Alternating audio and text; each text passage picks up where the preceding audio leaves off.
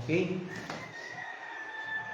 Tayo ngayon ay magsisimula na sa sermon proper natin. Tayo magpapatuloy sa pag-aaral natin mula sa 1:17, ang panalangin ng ating pinakapunong pari. At yun nga, natutunan na natin na si Jesus ang ating pinakapunong pari. At si Jesus ay hindi lamang mediator o tagapamagitan natin sa Diyos sa kanyang kamatayan sa krus ng Kalbaryo, kundi siya rin ay nagmimediate sa atin as an intercessor. Namamagitan siya sa atin at sa kanyang Ama through His prayers. At ito pong 1:17 ay hindi po nag-iisang prayer lamang ni Jesus, kung saan siya ay nagmi-mediate para sa atin towards His Father. Continuous po ang ministry niyang ito para sa atin. Patuloy po ang pag-mediate niya o pagiging tagapamagitan niya sa atin as an intercessor to His Father. At dapat natin iyong ikagalak kung tayo mga mananampalataya, na tayo ay ipinagpipray, ipinapanalangin ng ating Panginoong Jesus, na bukod sa ating mediator through reconciliation towards our God, siya rin ay mediator by way of His intercessory prayer. Kaya sa araw na ito, ang ating focus naman mula sa 1:17 ay ang verses 13 hanggang 14. At ang paksa natin o ang title ng sermon na ito ay Ang Kagalakang Ipinapangako ng Ating Pinakapunong Pari.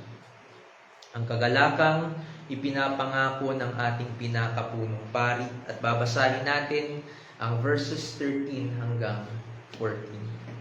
Samahan ninyo ako sa pagbabasa.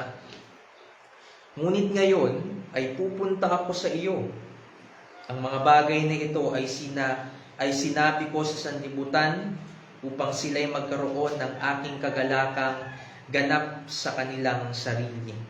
Ibinigay ko sa kanila ang iyong salita at napuot sa kanila ang sanlibutan sapagkat hindi sila taga-sanlibutan. Gaya ko naman na hindi taga-sanlibutan. Manalangin tayo. Aming Diyos, salamat dahil ay pagpapatuloy namin itong pag-aaral namin mula sa 1:17 at ngayon nga ay ginabayan po ninyo kami. Patuloy na ginagabayan throughout this series at narating na namin itong verses 13 to 14. Gabayan po ninyo kami sa pag-aaral nito. Maunawaan nawa namin ang inyong mga salita, ang ipinapabatid po ninyo rito. Huwag nawa kaming umasa sa aming mga sariling kaisipan, kundi umasa sa Espiritu Santo na nagbibigay sa amin ng karunungan at nagpapaunawa sa amin ng inyong mga salita. Gabayan ninyo kami at maitaas nawa kayo sa sermon na ito. Ito po ang aming samot na langin sa pangalan ni Jesus. Amen. At iyan nga ang ating tekstong pag-aaralan o pagtutuunan ng ating pansin sa araw na ito. At muli, ang pamagat ay ang kagalakang ipinapangako ng ating pinakapunong pari. Majority ng mundo sa mga panahon na ito ay nagbubunyi dahil sa pagkaka-appoint ng isang bagong Pope na pumalit sa yumaong Pope Francis. Last week lamang, yun nga ang nangyari. May pumalit na, may na-appoint na sa office o posisyon ng Santo Papa. Iba't ibang pag-uugali ng mga Protestant Christians sa bagay na ito. May ibang hopeful na maging biblical daw sana ang pumalit na Pope. But if this should be the case, kakailanganin niya ring mag-step down sa pagka-Pope dahil hindi kalooban ng Diyos na magkaroon ng ibang authority ang church maliban kay Jesucristo. There's only one head of the church and He is Jesus Christ. There's only one authority over His church and He is Jesus Christ. So ito ang ginagawa ng Roman Catholic Church sa kanilang understanding nga na si Pedro daw ang unang Pope Ngunit mali ang kanilang pagkakaunawa sa tekstong pinagbabasehan nila ng kanilang doktrinang iyon. So, nag-iisa lamang po si Jesus. He is the foundation of His church. He is not just the foundation of His church, He is also the head of His church. Siya po ang nag-establish nito at siya ang namumuno sa iglesyang ito. Kaya tayong mga Protestant Christians, hindi natin kailangan na may ma-appoint na mas nakatataas sa Protestant religion, katulad nitong ina-appoint ng Roman Catholic religion, na mataas sa kanilang relihiyon. Hindi po natin kailangan iyon para magkaroon tayo ng rason para magkaroon ng kagalakan o pagbubunyi. Dapat na magbunyi tayo sa katotohanan ng si Jesus lamang ang nag-iisang ulo ng kanyang iglesia. At tayo ay kanyang katawan. Worldwide, all Christians, lahat ng mga mananampalataya ay nasasakop nitong nag-iisang ulo na ito ng iglesia at siya ay si Jesus. At doon tayo nagkakaroon ng kagalakan, doon tayo nagsiselebrate. And this Lord's Day, ipagbunyi natin ang katotohanan iyon. We don't need a Pope. We need Christ alone for our salvation, and we need Christ to be the head of the church. And He really is. Hindi natin siya kailangang i-appoint. Siya ay pinili ng Ama para doon sa bagay na yun. Okay? Kaya naman ang ibang in disagreement sa pagkaka-appoint ng Pope ay pinagpipray na lubusan at tuluyan ng mag-cease ang opisinang ito sa Roman Catholic religion, and rightly so. Yun naman talagang dapat na mangyari because this is not a biblical position. So, pero sabi nga ng isang nagkomento dun sa post ko, it won't happen. And I believe it won't really happen. Hindi talaga mangyayari. Malabo. I mean, kung kalooban ng Diyos na mag-cease ang opisinang iyon, He will do it. Pero some believe that the popes are anti-Christ because they are anti-gospel and anti-Bible dahil sa mga tinuturo rin nila. So, yun. But we're hopeful. Ngunit ito ang katotohanan. There is but one exalted high priest. Kasi kung pagpapalagay natin, popes, kung titignan natin, para rin silang mga high priest kasi sila yung pinakamataas sa Roman Catholic religion. So they're like high priest. Diba? But there is one exalted high priest. At hindi po, wala pong pope na maituturing na high priest. O ano pa man, there is but one exalted high priest to whom the Father has given authority over all flesh and the church. His name is Jesus, the Christ and the Son of the living God. At iyon ang proclamation ni Peter sa Matthew 16 verse 16. Later on, yung mga later verses, yun ang pinagbasehan ng mga Roman Catholic na katunayan daw na si Pedro yung unang pope, but it's not. That's not how it's intended to be interpreted as. So, mali po iyon. May nag-iisang high priest. Hindi po po kailangang tawagin si Jesus as na pope. Okay? Siya po ay high priest. And His name is Jesus the Christ and the Son of the living God. And this high priest ang may otoridad at ang ulo ng iglesia. And you must rejoice in that truth. At itong high priest na ito, itong authority ng church at head ng church na ito, ang nagpipray dito sa John 17 na pinag-aaralan natin. And it is a wonderful sight. Wala tayo dun sa pagkakataon na iyon, pero kung titignan natin ang prayer na ito, at ipagpapalagay natin na tayo nandun, it is a wonderful sight. Napakagandang tanawin. That this high priest is praying sa mga katulad nating mabababa, sa mga katulad nating makasalanan. Ganun po ang ginagawa niya dito. Hindi niya ipinagpipray dito ang mga hari, hindi niya ipinagpipray dito ang mga matataas sa lipunan. He's praying for His people. He's praying for these disciples na iba't iba ang mga pinagmulan. May mangingisda, may maniningil ng buwis, at iba pa. Sila ang pinili ni Jesus, ang binigay ng Diyos Ama sa Kanya upang bigyan niya ng buhay na walang hanggan. Ito pong mga alagad na ito. Sa atin dito, sa lugar na ito na tayong magkakasama rito, walang sino man sa atin ang may mataas na tungkulin sa lipunan o tinitignan na mataas ng mga tao.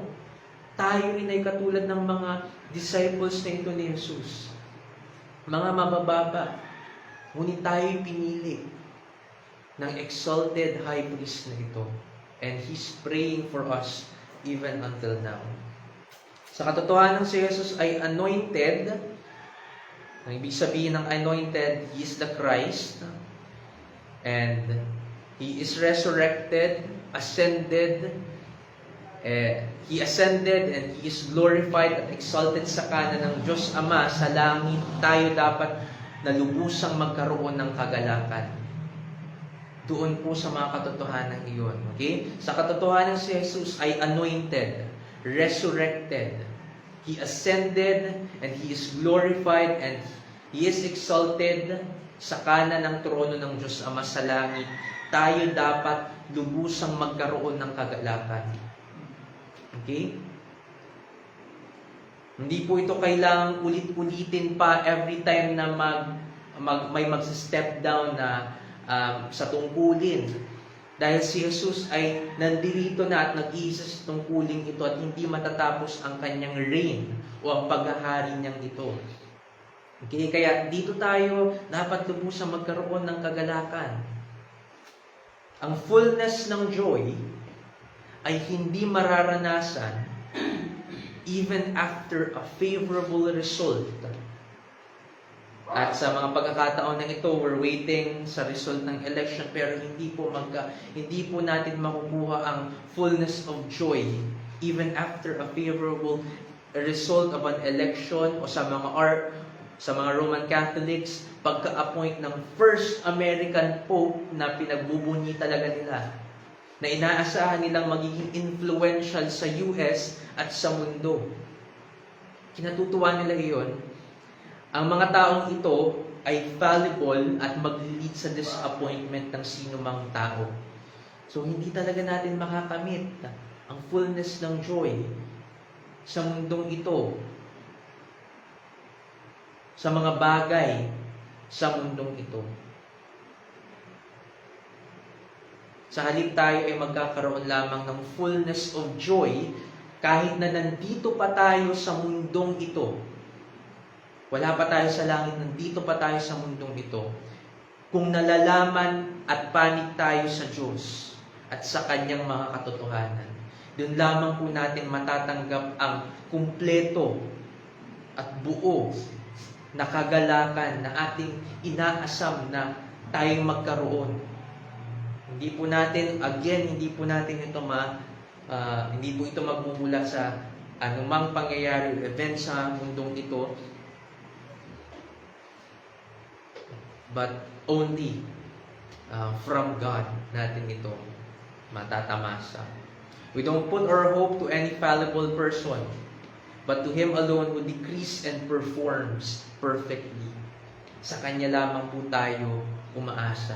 Sa Kanya po ang pagtitiwala natin. Okay? So, ano man po ang mangyari sa mundong ito at sa buhay natin, ang ating aking hangarin para sa bawat isa sa atin ay ang huwag tayong mawalan ng hope sa hope giver natin na si Jesus. Okay, so we don't put our hope to any fallible person, but to Him alone, who decrees o nagpaplano and performs, gumagawa ng kanyang plano, nagpo-fulfill ng kanyang plano, and in what manner? In a perfect manner. Lahat ng mga ito, lahat ng iyan, ang eleksyon bukas at maging resulta nito, yung pagka-appoint ng bagong pope sa Roman Catholic religion, ang mga iyon po ay ayon sa decree ng Diyos. Okay? So magtitiwala tayo sa Kanya kahit na anuman. Kahit na ang mga bagay mang ito ay hindi natin sinasang-ayunan. At para sa ating unang punto, pupunin natin sa verse 13a, ang sabi rito ni Jesus, ngunit ngayon ay pupunta ako sa iyo. Ngunit ngayon ay pupunta ako sa iyo. At ang ating unang punto ay ang kagalakan ni Jesus, bagaman siya ay maghihirap. Ang kagalakan ni Jesus, bagaman siya ay maghihirap. Naranasan na ng bawat isa sa atin ang maiwan ng isang mahal sa buhay.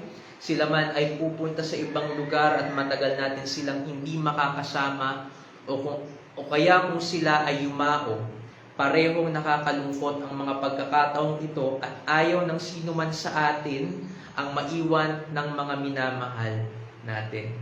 Lahat tayo naranasan na ito. Sa mga ganitong pagkakataon ay naghahanap tayo ng comfort o kaaliwan. Ganun ang ginagawa natin, yun ang hinahanap natin. Naibibigay naman ito, ngunit hindi ito agad umiepekto, hindi na ipoprovide agad ang comfort na kailangan natin. Ganun tayo, sa tuwing tayo ay iiwan ng sino man na malapit sa atin, pupunta sa ibang lugar o yumao, that's what we're always looking after, comfort. Dahil malungkot ang ganoong pangyayari. But for us, mere human beings, hindi ito agad na ipoprovide. Ito ay madalas nagkukulang. At ganito rin ang naramdaman ng mga alagad ni Jesus. Ang mga panahon na ito, ganito rin. Katulad sa atin sa tuwing tayo ay iiwan ng ating mahal sa buhay, nalulungkot din sila ng mga panahon na ito. Isang malungkot na inkwentro para sa kanila na malamang ang kanilang minamahal na Panginoon ay aalis na sa kanilang kalagitnaan. Alam na nila ito.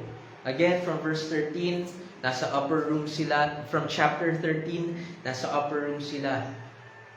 Ang mga sermon na ibinigay sa kanila ni Jesus habang sila ay nandoon sa silid sa itaas o sa upper room ay mga farewell na sermonan niya. At unti-unti iyong naunawaan ng kanyang mga alagad na ito na pala, ito na iyon. Malapit nang kaming iwanan ng aming Panginoon. Kaya natural lamang na sila'y malulungkot dahil sila'y malapit kay Jesus. In fact, ang pagtuturing sa kanila ni Jesus ay mga kapatid niya. Diba? Ganon sila naging malapit sa isa't isa. Hindi lamang po mga kaibigan ang turing niya sa kanila, kundi mga kapatid. He is their elder brother. At ganon din siya sa atin. He is our elder brother. At sa mga salitang ipinahayag ni Jesus mula sa chapter 13 ay inaaliwnan niya ang kanyang mga alagad sa nalalapit na pag-alis niya sa piling nila. Okay, so dun nga sa chapter 13, yung mga sermon niya, hindi lamang iyon pagbibigay niya ng mga sermon o mga pagtuturo, kundi pag-aaliw na rin sa kanila o pagbibigay ng comfort.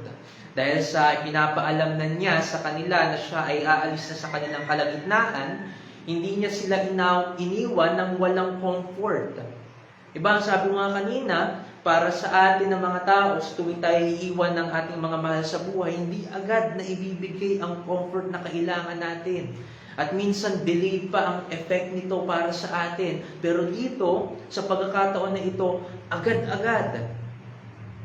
Habang si Jesus ay nagpapaalam na sa kanila, at the same time, binibigay niya rin sa kanila yung comfort na kailangan nila bago siya umalis.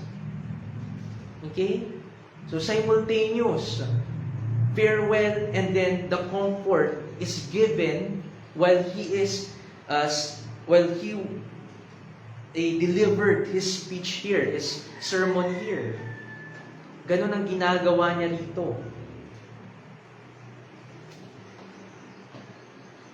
Sabi rito ni Jesus, ngunit ngayon ay pupunta ako sa iyo. Dito ngayon nagbibigay na ng kanyang farewell speech o sermon si Jesus sa forma ng panalangin sa presensya ng kanyang mga alagad. Ang mga nakaraang chapters, makita natin doon na talaga ang sermon ang ibinigay niya. And bahagi rin iyon ng pamamaalam niya.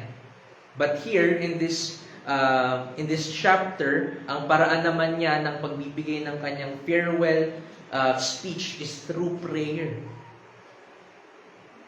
At siya ay nasa presensya ng kanyang mga alagad. Ipinarinig niya ito sa kanyang mga alagad. Hindi niya ito ikinubli. Hindi siya lumayo muna and then siya ang nakipag-usap o siya ay nag-pray sa kanyang ama. Hindi ganun ang ginawa niya. He prayed before his people. Na madinig nila ang comfort na nagmumula sa kanya at sa kanyang mga panalangin. So hindi lamang po yung mga sermon sa mga nakaraang chapters, kinocomfort ni Jesus ang kanyang mga alagad. But in this prayer natin pinag-aaralan. It is comforting to be prayed for by our high priest. Napakagandang isipin na itong high priest na ito, itong si Jesus na banal, itong si Jesus na hiwalay sa mga katulad nating mga makasalanang tao, ay ipinagpipray tayo. Diba? Hindi siya, mapili tayo ng ipagpipray.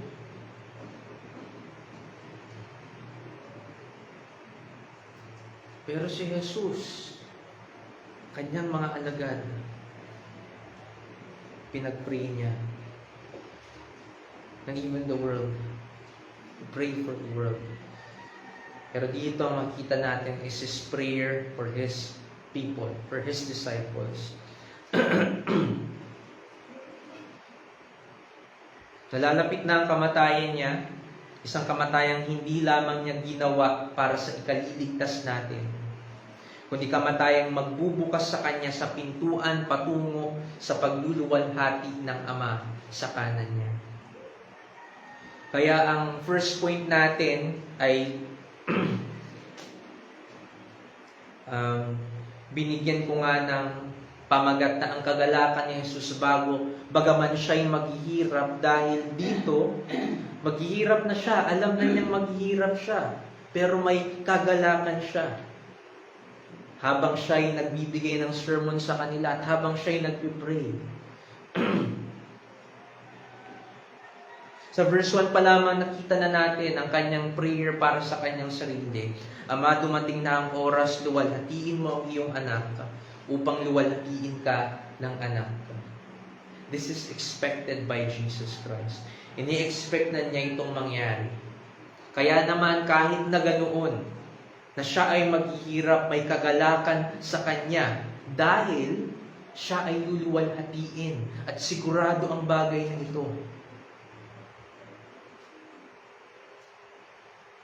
Kaya sinasabi ko sa inyo, ito ay kamatayan na hindi lamang niya ginawa para sa ikaliligtas natin, kundi kamatayang magbubukas sa Kanya, sa pintuan patungo sa pagluluwalhati ng Ama sa kanan niya.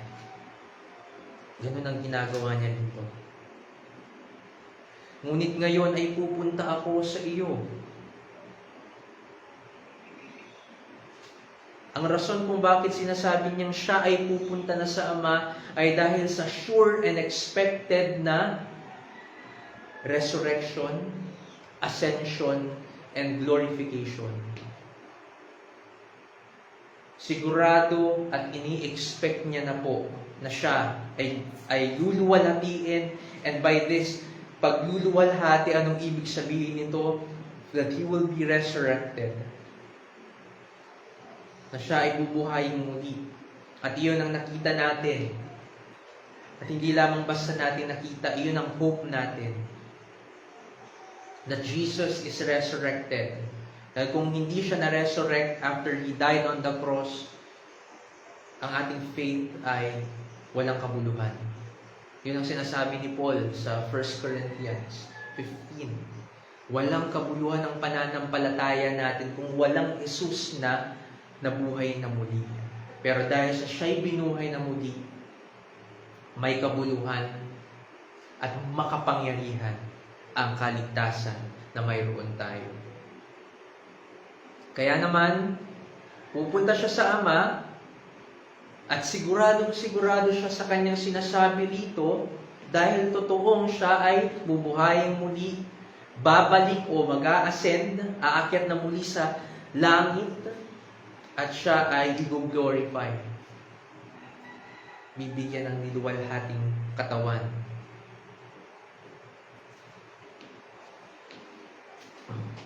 Okay? At iyon nga ang nangyari. Nakakasiguro po tayo sa bagay na ito. Learn from Jesus. Let's learn from Jesus. He is promised glory after fulfilling His mission, and by this, He is well aware of His future.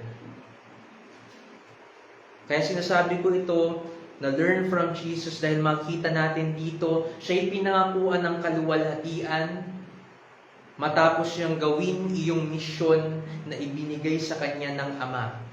At aware siya, alam niya kung ano ang kahihinatnan ng kanyang pag-aalay na ito. Again, iyon ang siya'y luluwalhatiin. And let's learn from Him. Dahil ito ang nagbigay sa kanya ng kaaliwan at pagtitiis ng hirap na kanyang malapit ng sapitin ng mga panahon ito. Iyon ang nakapag-motivate kay Jesus kung bakit siya tumungo sa krus ng Kalbaryo, na siya ay luluwalhatiin. Kaya siya mayroong kaaliwan habang nagbibigay ng kanyang farewell sermon and prayer dahil sa nakakasiguro siya sa bagay na ipinangako ng Diyos Ama sa kanya. Kaya niya natiis ang mga paghihirap na kanyang dinanas para sa ikaliligtas natin dahil may inaasahan siyang ganap na kaluwalhatian na kanyang matatamasa after He is resurrected. So, ito ang nagbigay sa kanya ng kaaliwan at pagtitiis ng hirap na kanyang malapit ng sapitin ng mga panahon ito. Hindi po siya nagdalawang isip na tumungo sa krus ng Kalbaryo. Hindi po siya nag-retaliate sa kanyang mga sa mga kaaway niya. Anumang bagay na maaaring gawin ng isang taong mga katulad natin ay hindi niya ginawa habang siya'y pinahihirapan. Hindi siya nagreklamo kung ano pa man. Perpekto siya maging sa kanyang paghihirap. Ganon ang ating Panginoong Jesucristo. At yun ang nakikita natin dito. At kaya niya nagawang magkaroon ng ganoong komposisyon ng kanyang buhay ng mga panahon na ito ay dahil sa may sure and expected resurrection, ascension, and glorification siya. At itong verse na ito na babasahin natin, tingnan natin ng Hebreo 12:2. Hebreo 12:2. Ay isang perpektong description tungkol kay Jesus sa pagkakapako niya sa krus ng Kalbaryo. Hebreo 12:2, ang sabi rito, pagmasdan natin si Jesus na siyang nagtatag at nagpasakdal ng ating pananampalataya, na dahil sa kagalatang inilagay sa kanyang harapan ay tiniis niya ang krus. Hindi inalintana ang kahihiyan at siya'y umupo sa kanan ng trono ng Diyos. Iyon po ang dahilan kung bakit nagawa niyang tiisin ang mga paghihirap na dinanas niya. Dahil sa kagalakan na ipinangako sa kanya ng Diyos.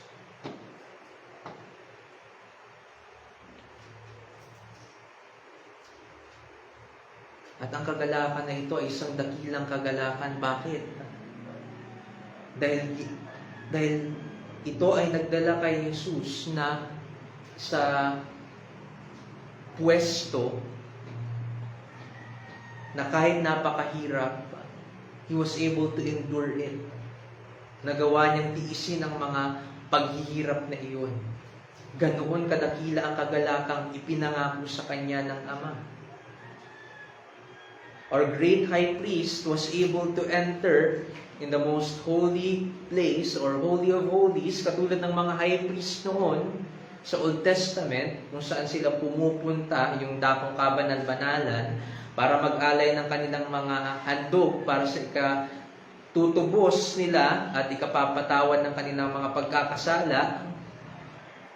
Pero itong great high priest natin, he entered in the most holy place. Not to sacrifice a bull or a ram for the cleansing and forgiveness of the sins of His people, but to sacrifice His own self. Yun po ang ginawa ni Jesus nang siya ay pumunta doon sa dakong kabanal-banalan. Doon siya nag-alay ng kanyang sarili sa harapan ng kanyang Ama para sa ikaliligtas ng mga makasalanang katulad natin. Nagawa niya iyon. Bakit? Dahil sa joy that was set before Him. Because of the joy that was set before Him. Sa kagalakan na ipinangako sa Kanya at inilagay sa Kanyang harapan. Ganon din tayo bilang mga tao.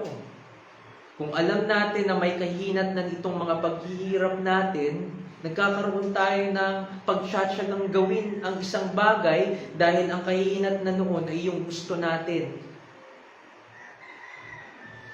Ganon tayo bilang mga tao. Greater ang pinapakita sa atin dito sa buhay ni Jesus. And again, I said a while ago, learn from Jesus. At ganito rin dapat tayo. Bilang mga Kristiyano, we must learn from Jesus. May kagalakan rin ipinapangako sa atin ng Diyos. Habang tayo nasa mundong ito, naghihirap pa rin tayo sa kasalanan. But let us face these and endure all of these things. Dahil mayroong kagalakan na ipinapangako sa atin ng Diyos na nasa ating harapan. At balang araw ay matatanggap natin mula sa Kanya. Masaya siyang babalik na siya sa presensya ng kanyang Ama.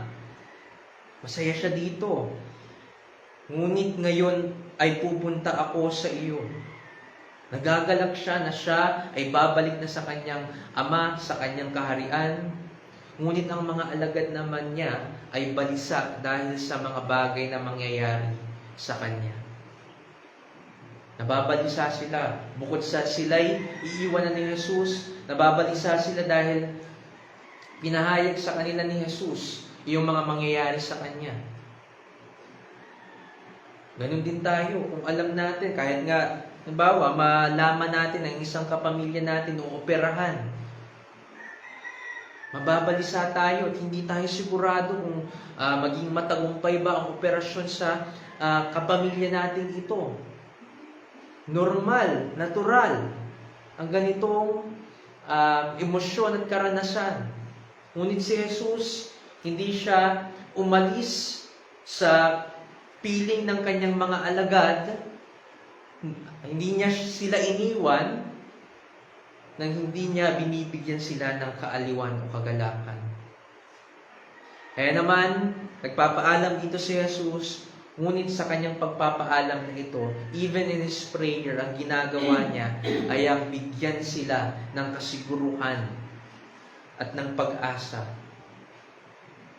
para sa kanilang mga buhay. At para sa ating pangalawang punto, kunin natin sa verse 13b, ang sabi rito, ang mga bagay na ito ay sinabi ko sa sanlibutan upang sila'y magkaroon ng aking kagalakang ganap sa kanilang sarili.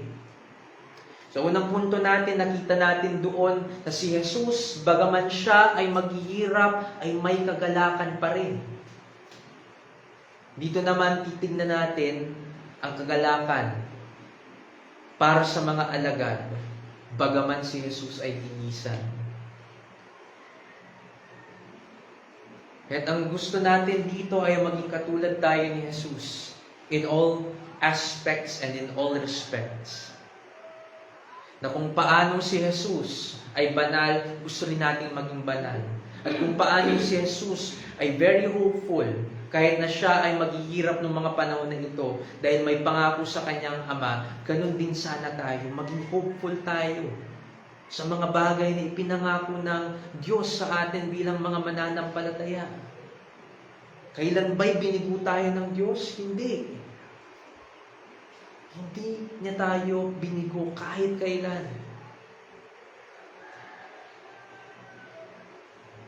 Kaya't ang pangalawang punto natin ay ito, kagalakan para sa mga alagad, bagaman si Jesus ay linisan. Kanina kagalakan ni Jesus, bagaman siya ay maghihirap, ngayon naman kagalakan naman para sa mga alagad. He provided joy and comfort to His disciples kahit na nagpapaalam na siya sa kanila. Hindi iba si Jesus para sa mga alagad, siya man ay ang Diyos tao, itinuring niya silang mga kapatid niya. Naglingkod sa kanila at inibig sila. Ganoon po si Jesus sa kaniyang mga disipulo. Tinuring niya silang mga kapatid niya, naglingkod siya sa kanila at inibig niya sila. The disciples were also close to their Lord. Sila man din ay close sa kanyang mga sila man din ay close sa kanilang Panginoon. And heart to heart ang pagiging close nila sa Kanya. Ganun po ang relationship. Ang relationship na in-establish ni Jesus sa mga tinawag niya ay malalim. Hindi po ito shallow. Again, si Jesus, ipinakilala niya ang kanyang sarili sa kanila, ipinakilala niya ang Ama sa kanila, ipinakilala niya sa kanila ang lahat ng mga bagay ng Diyos. Ganun po ang ginawa niya para sa kanyang mga alaga. That is His way of service for them. Kahit hindi po natin masasabi na hindi sila close sa isa't isa, they are very close. Ang relationship nila ay napakalalim. Kung kaya't mahirap para sa mga alagad niya ang mag-move forward knowing na ang kanilang Panginoon ay maghihirap at iiwanan na sila. Diba? So they're not expecting anything other than Jesus will suffer and die, and they're not so convinced of the resurrection yet. Kaya nahihirapan pa rin sila, kaya nalulungkot pa rin sila. I can say that they're not very convinced of the resurrection dahil even after Jesus resurrected, nag-doubt pa rin nga sila. Some were excited, but there are some who doubted the report of Peter and yung mga babae na alagad rin ni Jesus. Di ba? Kaya naman, sila ay balisang-balisa sa mga panahon na ito dahil iniisip nila, si Jesus iiwan na kami, mamamatay na siya, You saying about the resurrection, will that really happen? I'm not really sure. Ganun ang kanilang emosyon. Ganun ang kanilang emosyon. Kaya, balisa sila. Because, after years of ministry ni Jesus, itong Diyos nilang si Jesus, na naka-close nila more than their family, more than anyone else sa mga panahon na ito, ay lilisan na sa kanilang kalagitnaan. Araw-araw, siya na ang naging kasama nila. So, nakakalungkot. Ang mga alagad ay hindi lamang problemado dahil ang Panginoon ay maghihirap at mamamatay, dahil iyon ang sabi ni Jesus. But they were dependent also. Nalulungkot din sila dahil sa bagay na ito. They were dependent upon Jesus all throughout His ministry. Yun nga ang napag-aralan natin, yun ang nakita natin last time sa pag-aaral natin. Diba? Pinatunayan ito ni Jesus sa verse 12. Ang sabi ni Jesus dito sa verse 12, habang ako'y kasama nila, iningatan ko sila sa iyong pangalan, sila na ibinigay mo sa akin, sila'y binantayan ko, at isa man sa kanila ay walang napahamak maliban sa anak ng kapahamakan upang matupad ang kasulatan. Okay? Kaya kinalulungkot rin nila ito. Ikinalulungkot nila hindi lamang iyong kamatayan na mangyayari kay Jesus. Ikinalulungkot rin nila na si Jesus ay aalis sa kanilang kalagitnaan. Itong si Jesus na kanilang inasahan all throughout the ministry, kung saan sila'y kasama ni Jesucristo.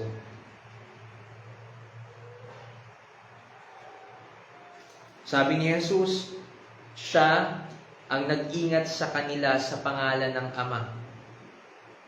Sabi rin ni Jesus, binantayan niya sila at walang napahamak sa kanila habang siya'y kasama nila. So makikita natin dito na dependent ang mga disipulo kay Jesus. At isa rin itong bagay na ikinalulungkot nila. Dahil iiwan na sila ni Jesus to whom they depend upon. Kaya tayo, kung tayong mga tao at may talagang dinidependihan tayong tao rin na malapit sa atin, na we think na hindi talaga natin kaya kung wala sila, ganun din ang nararamdaman natin. Diba? Kung mararamdaman natin, how can I live without this person?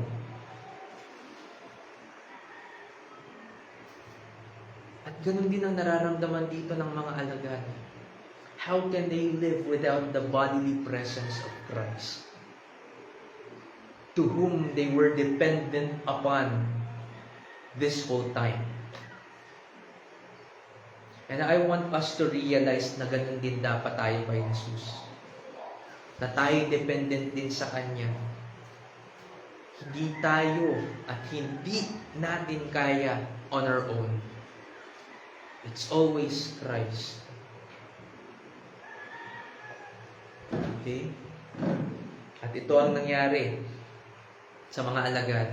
Malungkot sila, not just si Jesus ay maghihirap at mamamatay, kundi aalis na iyong dinidependihan nila. Iyong nagbabantay sa kanila, iyong nag-ingat sa kanila sa pangalan ng Ama. Aalis na iyong guro nilang iyon, iyong Panginoon nilang iyon, ang Kristo na minamahal nila. At this point, sila ay nababalisa dahil iyon nga, ang bodily presence ni Jesus ay makapangyarihan. Makapangyarihan po ang bodily presence ni Jesus. Napag-aralan natin ito last Sunday, that it kept them from the world. Iniiwas sila nito sa influences ng mundo. Iniiwas sila nito sa kasalanan, sa anuman. na against sa Diyos. At hindi nila alam kung makakaya ba nila ang mga suliraning kaharapin nila sa hinaharap. Kaya sila malungkot. Kaya tayo, kung tayo nagkakasala, nalulungkot tayo. It's indeed proof na sin does damage to us. Ang kasalanan ay nag-take away ng joy natin. Lalong-lalo na dito tayo sa mundong ito. Kaya naman sa prayer na ito ni Jesus ay matatagpuan natin ang paraan niya in reassuring them na sila ay nasa mabuting mga kamay. Yun ang ginagawa rito ni Jesus. Diba? Kung babasahin natin yung mga nakaraang chapters, grabing binigay na niyang mga grabing comfort nang ibinibigay ito ni Jesus. Pero hanggang dito, sa prayer niyang ito, iyon pa rin ang ginagawa niya. He keeps on reassuring them they will be in good hands. And we are in good hands, mga kapatid. Tayo ay nasa mabuting kamay dahil ito ay ang kamay ng Ama. Tayo ay nasa kanyang mga kamay. Hindi niya tayo bibitawan. Yun ang pangako niya sa atin. John 6, hindi niya tayo bibitawan. Tayo mga nasa kamay ng Ama ay mananatili sa kanyang kamay at walang makapag-aalis sa atin sa mga kamay na ito ng Diyos. Okay?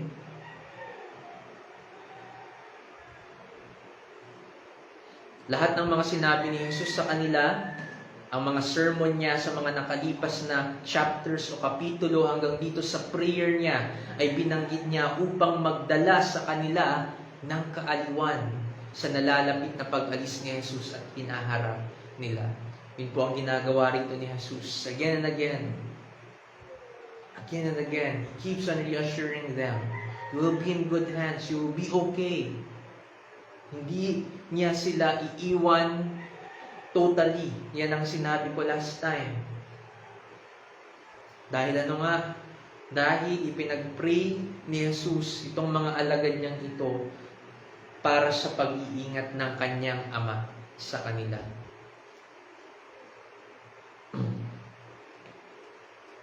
Ang ating mga mahal sa buhay, kung sila man ay aalis sa piling natin, madalas nilang ipaalala para mabigyan tayo ng comfort na babalik pa naman sila o makikita pa naman natin sila. Ganon ang madalas na mga salitang nanggagaling sa mga mahal natin sa buhay. This gives us comfort. We're humans and we're emotional. Ngunit ang mga salita ni Jesus ay sigurado. Mga salita ni Jesus ay sigurado.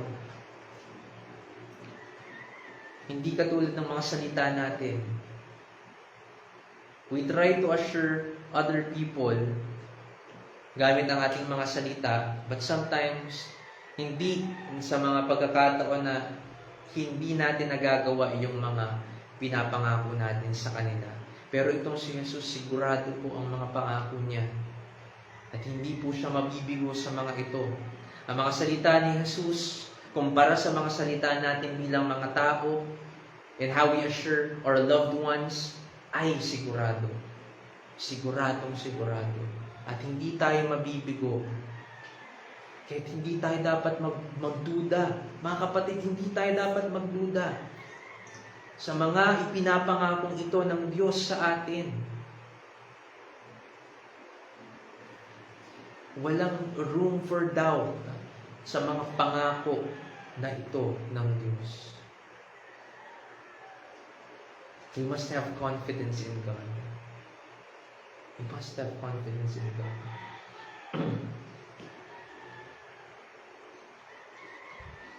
Mga salita ni Jesus ay sigurado. Sinabi niya ang mga ito habang ang mga alagad ay nababagabag.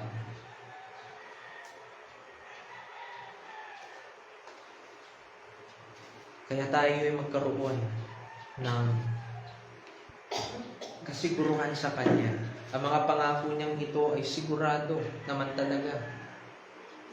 Sabi pa rito ni Jesus, ang mga bagay na ito ay sinabi ko sa sanlibutan, at baka magtaka tayo na at isipin natin na ang sanlibutan dito na tinutukoy ni Jesus ay iyong lahat ng mga nasa sanlibutan. Hindi po. Ang sanlibutan na tinutukoy dito ni Jesus ay hindi lahat ng mga nasa sanlibutan, including unbelievers. Dahil kung papansinin natin dito, pawang ang mga alagad lamang niya, ang audience niya rito. So hindi naman maaaring talagang ang ina-address niya sa prayer niyang ito, specifically in verse 13, ay iyong lahat ng mga taong nasa sanlibutan. Hindi. Ibang pagkakagamit dito ng word na sanlibutan. Ginamit niya ang salitang sanlibutan as referring still to the disciples who are still in the world during this time. Sila ay nasa sanlibutan pa rin ito noong mga panahon na sinabi ito ni Jesus. Kahit ganito ang kanyang pag-address sa kanila. These disciples of mine are still in the world, and they are in the world. I am speaking this to them while they are in the world. Ganun ang ginagawa niya. At iyon ang maganda rito. Habang nasa mundo pa sila, sinabi na niya ito. They are in the world, a hostile environment, and Jesus' words are without delay. They are without delay. Sa mga panahon na ito na nababagabag sila, doon niya rin sinabi ang mga salitang ito. Hindi na siya naghintay pa ng iba pang mga pagkakataon, kundi habang sila ay nababagabag, habang sila ay nababalisa, at that very moment, sinabi niya ang mga bagay na ito to comfort them. Kahit sa ating mga mananampalataya sa mga panahon ito, we seek for comfort sa mga bagay na hindi naman makakapagbigay sa atin ng comfort. And then we ask God, why aren't we comforted? Pero hindi naman tayo lumalapit sa Kanya to get that comfort that He provides unceasingly and unfailingly. Diba? Huwag tayong masanay na ganoon tayo sa Diyos.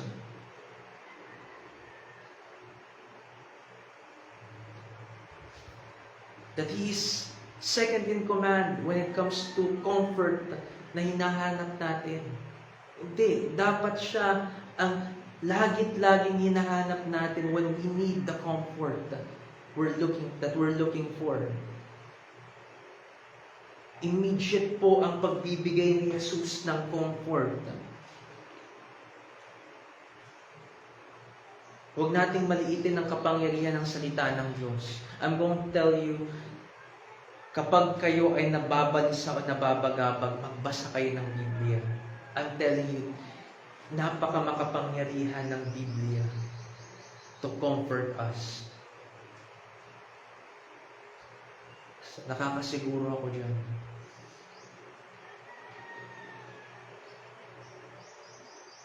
Alalahanin ninyo ang mga pangako ng Diyos at maging iyong mga nakaraang mga biyaya niya sa atin. Alalahanin natin lahat ng iyon. Those are effective means from God na makakapag-comfort sa atin. Okay? So, sila ay nasa mundo pa rin. Kaya ang sabi rito ni Jesus, sinasabi ko ito sa sanlibutan o sa pandinig nila, pandinig ng mga alagad ko na nasa sanlibutan. They are in the world, a hostile environment, and Jesus' words are without delay. They are very timely. Hindi na kinailangan pang danasin nila ang paghihirap bago dalhin ni Jesus ang comfort. Kundi dito ay binibigay na niya ito sa kanila. Pinapangako na niya ito sa kanila. Di ba? Madalas ang nangyayari sa atin, Saka pa lamang natin mararanasan ang comfort kapag nandun na tayo sa sitwasyon na iyon. But here, inagapan na ni Jesus iyong kailangan nila. That's how Jesus is to us. His comfort, the joy He gives to us is timely. Ang comfort na ibinigay niya ay ang kagalakan o joy na magiging ganap o full sa kanila, sapagkat ang sabi rito ni Jesus, ang mga bagay na ito ay sinabi ko sa sanlibutan upang sila'y magkaroon ng aking kagalakang ganap sa kanilang sarili. And notice that it is not a joy na walang pinagmumulan. Ito ay kagalakan, sabi rito ni Jesus, kagalakan na sa Kanya, aking kagalakan, yung ibinibigay niya sa Kanyang mga alagad. Iyon ang kagalakan ibinibigay niya dito sa Kanyang mga disipulo. Ika pa ni Jesus sa John 16:22. Sabi niya rito sa John 16:22, kayo sa ngayon ay may kalungkutan, ngunit muli ko kayong makikita, magagalak ang inyong puso at walang makakapag-alis sa inyo ng inyong kagalakan. Bakit walang makakapag-alis ng kagalakan iyon? Dahil sa sinabi ni Jesus sa John 17:13. Dahil ang kagalakan na nagmumula sa Kanya ay ganap, ay magiging ganap sa mga disipulong ito. At ang ibig sabihin ng ganap is full. Fullness of joy, ang magkakaroon sila. Kaya naman dito sa binasa ko pa nga lamang na verse John 16:22, kayo sa ngayon ay may kalungkutan, ngunit muli ko kayong makikita. Magagalak ang inyong puso at walang makakapag-alis sa inyo ng inyong kagalakan. Yun po, ganun po ang kagalakan na nagmumula kay Jesus. Na sila man ay may kalungkutan, makikita rin lang naman nila siya. Magagalak ang inyong puso, ang sabi rito ni Jesus, magagalak ang inyong puso at walang makakapag-alis sa inyo ng inyong kagalakan. Ito ang pangako ni Jesus regarding sa kagalakan na binanggit niyang magiging ganap sa kanila. It is fullness of joy. At kung ating iisipin ang mga bagay pang mangyayari sa atin in this Christian life that we live, malulungkot talaga tayo. But let's be reminded of the words of Jesus Christ, na ang Kanyang kagalakan ang ibinibigay niya sa mga disipulo niya. At itong kagalakang ito, hindi po partial. Ang sabi niya rito, magiging ganap or will be full in themselves. Magiging puno sa kanilang mga buhay. At dito tayo inaakay ng mensahe ng prayer ni Jesus. Sa mundong ito, kung tatayo tayo bilang isang tapat na lingkod ng Diyos at ang mga salita niya ay ang ating susundin, hindi tayo papanigan ng mundo, sa halip ay uusigin pa tayo. Ngunit inihahandog niya sa mga tapat niyang alagad ang isang kagalakan na hindi mapaparang ni magmamaliw, dahil ang joy na ito ay kay Jesus nila matatagpuan. At ito ay binibigay ng Diyos sa parehong mga taong ipinag-pray ni Jesus na ingatan ng Ama.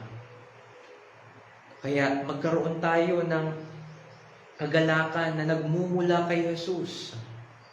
Ito ang ipinapangako niya rito sa mga alagad niya at maging sa atin. Ang kagalakang ito ay siya. Sa Kanya nagmumula.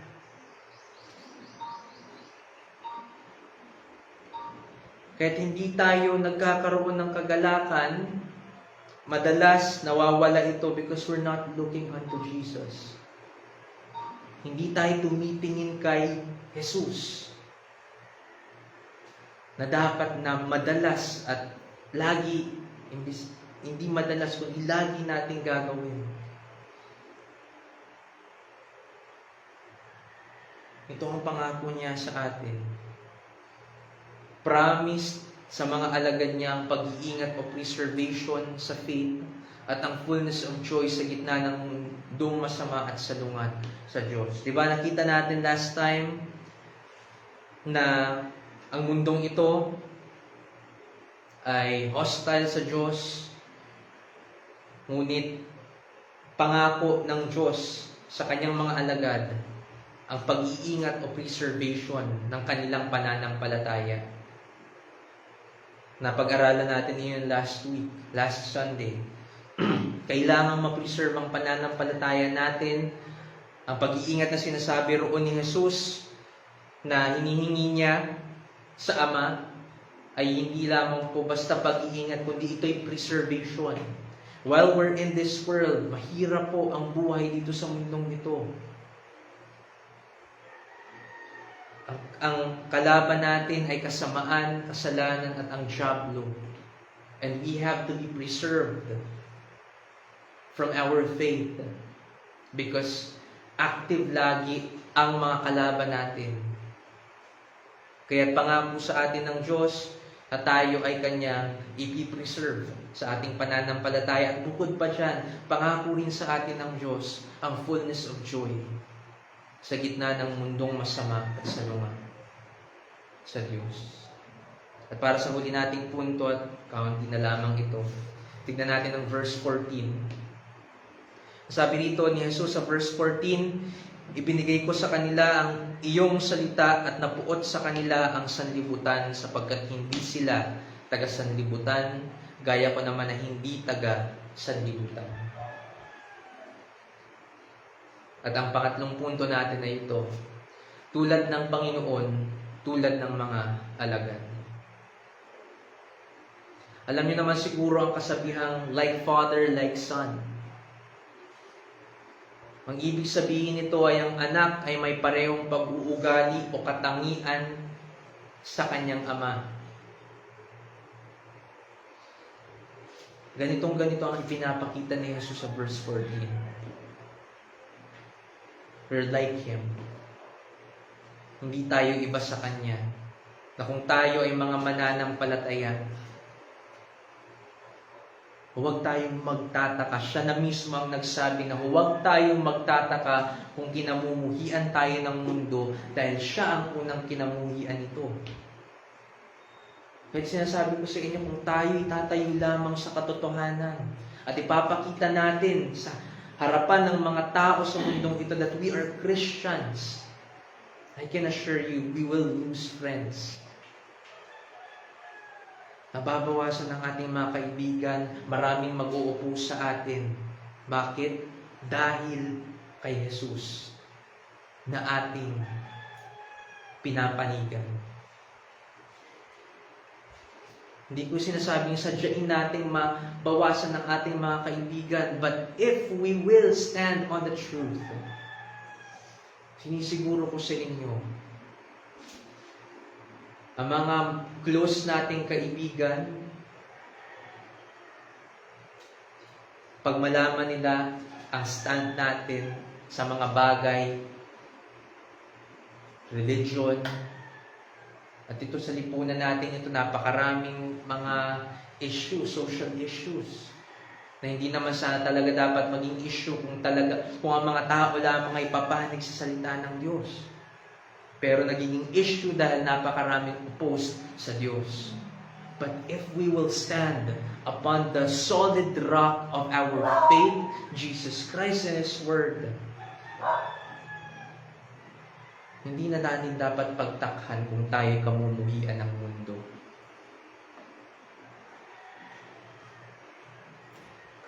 Sigurado po, nakamumuhian tayo ng mundo kung ganun ang gawin natin. Because of what? Because Jesus received this kind of treatment from the world. Kung tayo ay papanig kay Jesus at tutulad kay Jesus, we will receive the same treatment from the world. Hindi man sa extent na talagang katulad ng kay Jesus, pero we will be hated. And it's okay to be hated by the world. Kaysa ibigin tayo ng mundong ito dahil pinapanigan natin sila at kinokompromise natin ang ating pananampalataya. Bago pa tayo dumating sa bahaging ito ng John 17, nabanggit na ni Jesus na anumang pag-uugali ang meron ang mundo towards Him, ganito rin ang matatanggap ng mga alagad mula sa parehong mga tao. Tignan natin muna ang John 15:18 to 27. Kung kayo'y kinapupuotan ng sanlibutan, ay alamin ninyo na ako muna ang kinapuotan nito bago kayo. So John 3:17 to 18, nakita natin doon na kinamuhian ng sanlibutan ang liwanag. At ang liwanag na tinutukoy doon ni Jesus ay ang kanyang sarili. Ikinubli ng mga tao sa mundong ito ang kanilang mga sarili sa liwanag dahil iniibig nila, sabi ni Jesus, ang kanilang kasalanan. Kaya ang tao, huwag tayong magtaka kung bakit kinapupuotan ng tao ang Diyos. Ang unang dahilan ay dahil sa kanilang mga kasalanan. Because God is in opposition from them. Verse 19, kung kayo'y taga-sanlibutan, iibigin kayo ng sanlibutan na parang sa Kanya. Ngunit dahil kayo'y hindi taga-sanlibutan, kundi kayo'y pinili ko mula sa sanlibutan, kaya napupuot sa inyo ang sanlibutan. Kaya sinasabi ko sa inyo, sigurado po na kung ipangalanda ka natin na tayo mga Kristiyano sa harapan ng madla, ay kamumuhian tayo ng mga tao ito.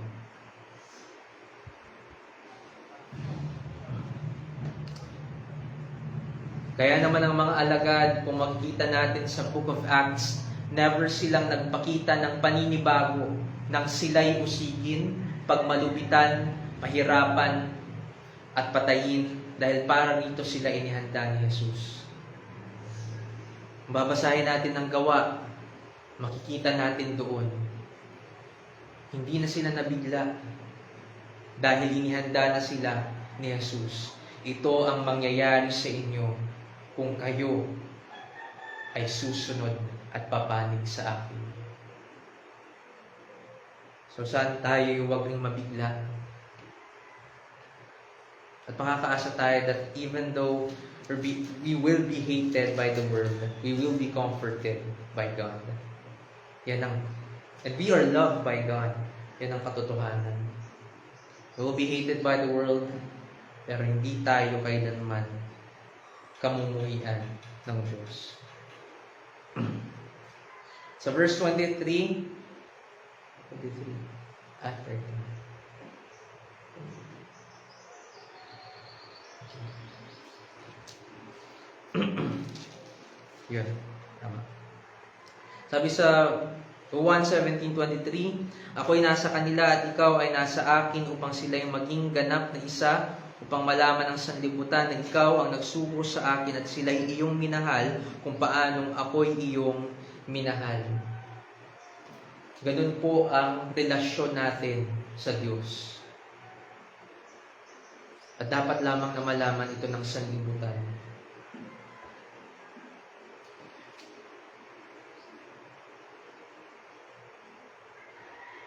So, hindi lamang si Jesus ang kinamuhian, kundi ang Ama din. So, it's like Father, the Father of Jesus Christ, like Son, and like disciples. Ang Ama ay kinamumuhian, si Jesus ay kinamumuhian, at tayo man din dahil tayo'y pumapanig sa Diyos at sa katotohanan niya ay kamumuhian. Ganon ang mangyayari sa atin. ibinigay sa atin ang salita ng Diyos. The God of the universe receives an undeserved hate from hell-deserving people, and this is what we mean when we say that the world is hostile. Yun ang meron ang mundong ito sa Diyos. He receives an undeserved hate from hell-deserving people dahil hostile o kapukutan ang mundong ito. Kinamumuhian ng mga Kristiyano dahil dala-dala nila ang mga salita ng Diyos. And they are hated because they don't just believe it superficially. So many people in this world claim to be Christians, but they are not hated enough. Why?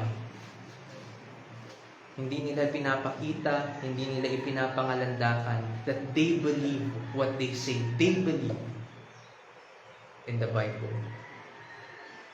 So we must not believe the Bible superficially o sa shallow na pamamaraan. We must believe the words of God firmly and practice it as we should. Dahil iniutos ito sa atin ng Diyos. Huwag tayong matakot sa mga taong kayang pumatay ng laman, ngunit hindi kayang pumatay sa impyerno ng kaluluwa. Ang Diyos lamang ang may kapangyarihan na gawin iyon. And I am speaking for myself also. Dahil ako man din ay may ganitong kahinaan pa rin. Pero hindi tayo dapat bumase. Since ako ang leader ninyo, mahina din pala si Brother Rister. Okay lang din naman pala maging mahina ako. Hindi. Ang pakinggan natin ay ang salita ng Diyos at ang panigan natin ay ang salita ng Diyos. Ganun ang dapat.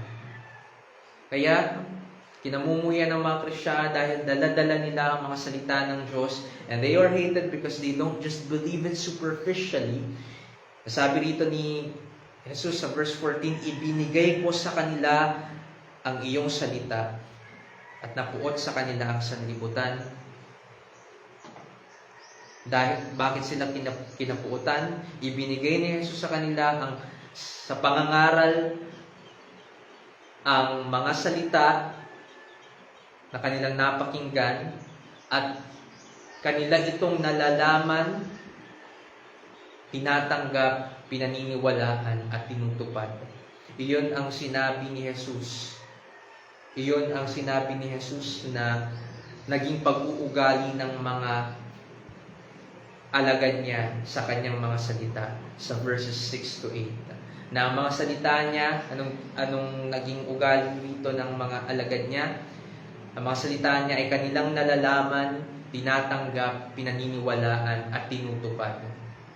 Iyon po ang dapat na paggamitan natin ng mga salitang na pag-aaralan natin. Na ito'y nalalaman natin, ngunit hindi lamang nalalaman. Hindi po sapat iyon, kundi dapat tinatanggap natin ito. Pinaniniwalaan natin ito, at higit sa lahat, tinutupad natin ito. Isang bagay pa na dapat natin ikatuwa at magalak din dapat tayo na kay Jesus mismo nanggagaling ang mga salitang hindi tayo taga-sanlibutan. Ang sabi niya sa huling bahagi ng verse 14, sapagkat hindi sila taga-sanlibutan, gaya ko naman na hindi taga-sanlibutan.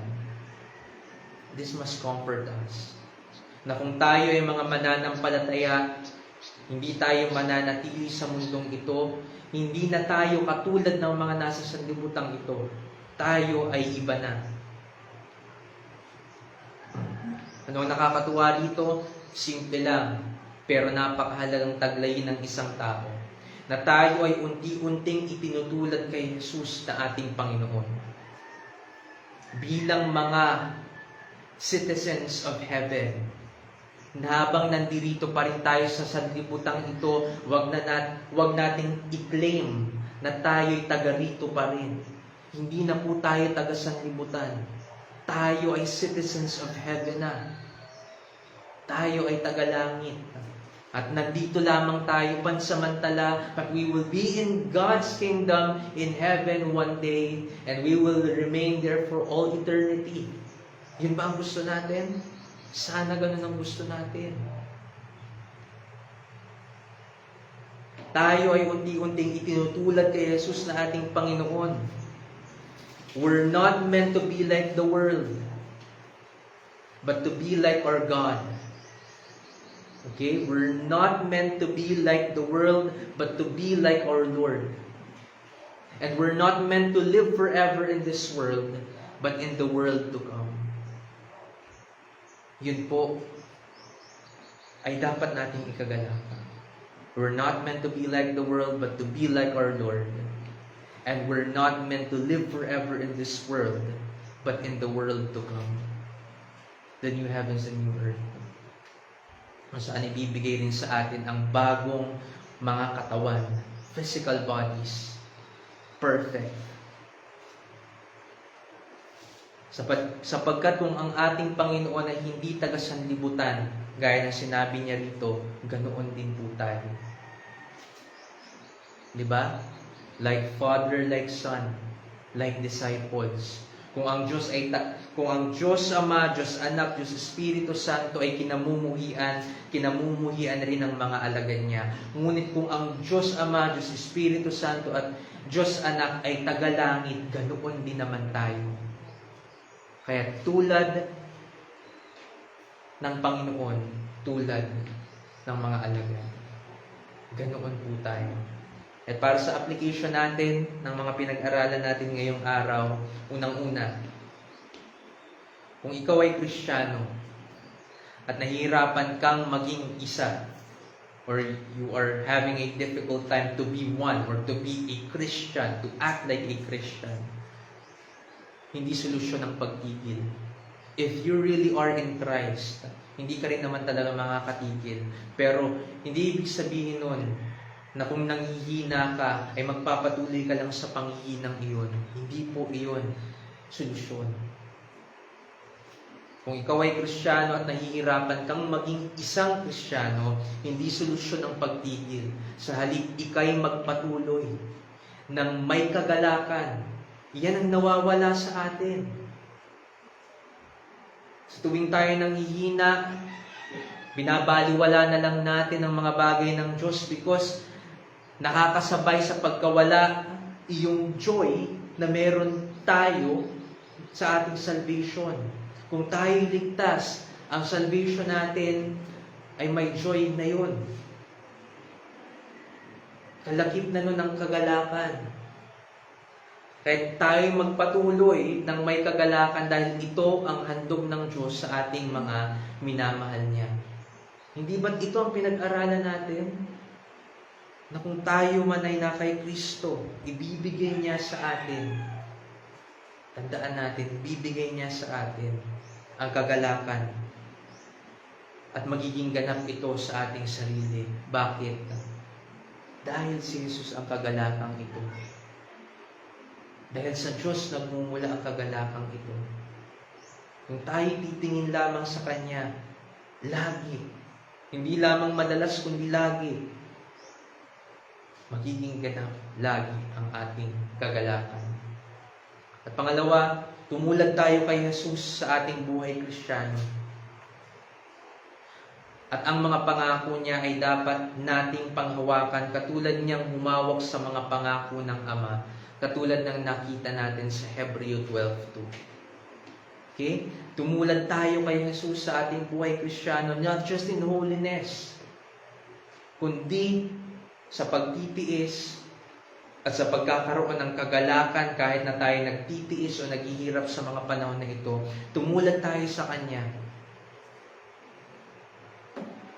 The Christian life is to be made like the life of Jesus Christ. Ganoon po dapat ipinapamuhay ang buhay Christian. Kaya tayo sa araw na ito, naway magkaroon tayo ng kagalakan. Sa puso natin, mag-reflect sa pagkatao natin, mag-reflect sa ating mga pagmumukha, sa kung paano tayo mag-perform in this life. At At umasa tayo na lahat ng mga pangako ng Panginoon sa atin ay Kanyang tutuparin. Let us all be one in Christ. Dahil yun ang sabi niya sa atin. Manalangin tayo. Aming dakilang Diyos, na makasalita po ninyong aming napakinggan sa araw na ito, ay napakahalaga sa buhay Kristiyano. Napakahalagang ma-realize namin ang mga ito dahil manghihina at manghihina po kami.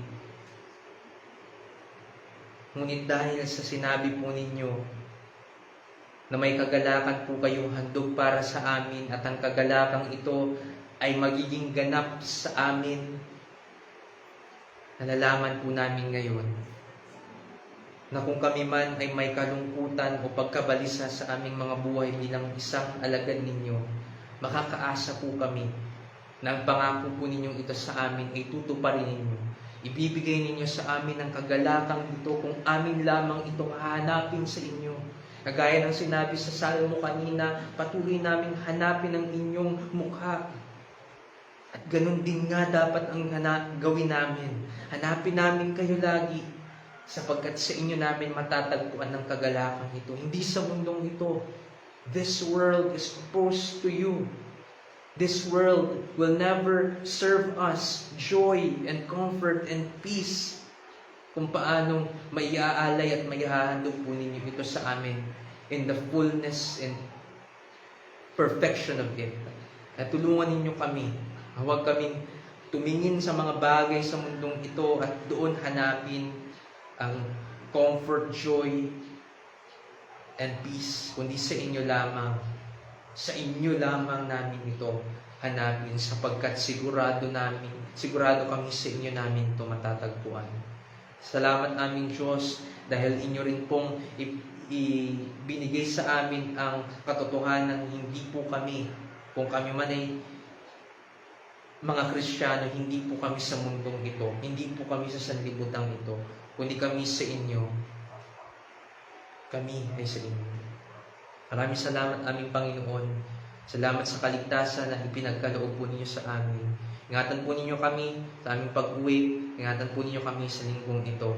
At ang mga salitang ito ay huwag po namin bitawan, bagkus panghawakan namin. Dalhin namin lagi, alalahanin namin lagi ang mga katotohanan ito. At manahan at mamahinga kami lagi sa presensya ninyo, aming Diyos. Maraming salamat, Panginoon. Ito po ang aming samot dalangin sa pangalan ni Jesus. Amen. Okay, sa kahuli-hulihan, awitin natin ang doxology.